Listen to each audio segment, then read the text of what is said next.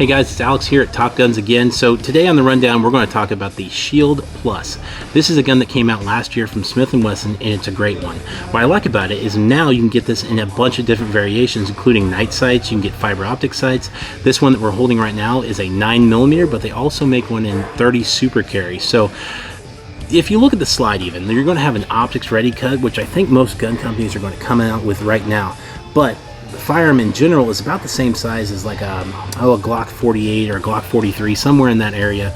But if you had the original Shield that was only a +7 or an 8 on the magazine capacity, this one is a 13 round mag, which you actually get 2 of.